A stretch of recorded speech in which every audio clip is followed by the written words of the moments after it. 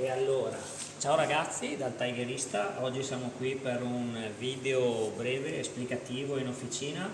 Ho la moto ferma da un po' di tempo, causa vacanze, cambio mezzo, insomma impegni vari.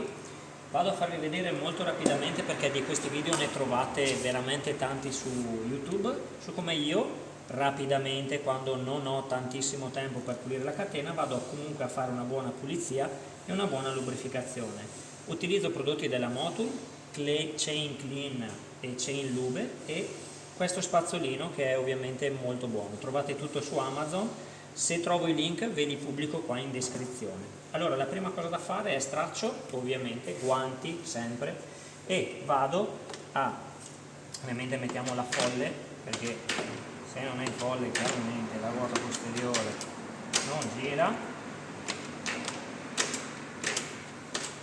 Mano si fa un po' fatica, eccola qua. Io cosa faccio? Spruzzo un po' di pulitore freni, un po' di pulitore catena, scusate, lungo tutto l'arco della catena, facendola girare interno e esterno, avendo accuratezza di non andare a toccare la ruota posteriore, ma che comunque poi andiamo a pulire. Una volta fatto questo, vedete che già cambia colore la catena, vado con uno straccio e non carta, perché almeno non fate filamenti, non ci sono fili che possono andare a incastrarsi. Vado a un po' grattare il grosso, vedete a mano, vedete che già la catena comincia a cambiare colore un pochettino, eccolo qua. Probabilmente io ho preso anche della pioggia, quindi poi restando là non è il massimo per la catena e appunto fa questi residui qua che vedete si stanno staccando. Tensionamento corretto, devo solo a dare una sgrossata superficiale, come vedete. Come faccio a sapere quando ho finito? Quando vedo che l'anello che sto andando a lucidare è tornato di nuovo, diciamo, quasi lucido. Non sarà perfettamente lucido, vi ripeto, questa è una pulizia molto veloce che io faccio della catena.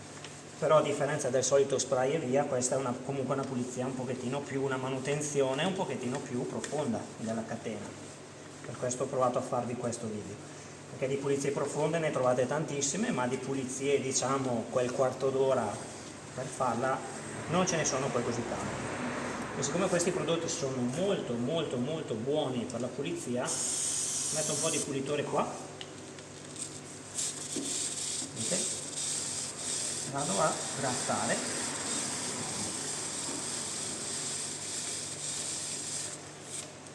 fatto ad U in maniera che poi si riesca appunto ad andare a grattare sopra e forzando un pochettino in questa parte anche sopra.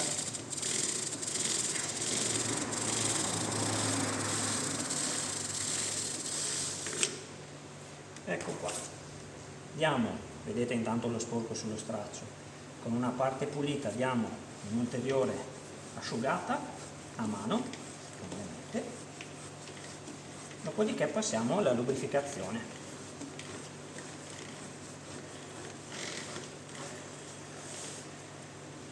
Lubrificazione da farsi con il Chain Lube, io mi trovo molto bene, anche in caso di acqua crea comunque una pellicola che è vero che dopo acqua bisogna sempre pulirla, però mi trovo molto bene come persistenza. Nel senso che mi dura, consigliato ogni 500 km, io questo trattamento cerco di farlo ogni 1000 e a metà strada tra una pulizia come questa che vedete faccio comunque una lubrificazione. Lo spray lo date nella parte interna della catena perché con la forza centrifuga che si genera ruotando l'olio di lubrificazione va per forza di cose all'interno delle maglie della catena lubrificandole, mentre invece se lo spruzzate all'esterno con la forza centrifuga viene spinto verso l'esterno. Questa è una pulizia molto rapida che si fa, che però vedete la catena perfettamente lucida e lubrificata. Ogni 1000 km io la faccio così, ogni 500 do comunque una lubrificata e ogni circa 4-5 mila mi fermo ovviamente e con un altro oggetto, un altro attrezzo che si chiama Kettemax, vado a fare una pulizia e un lavaggio un po' più accurato delle maglie e della catena. Al prossimo video che sarà quello dello scarico. Ciao ragazzi!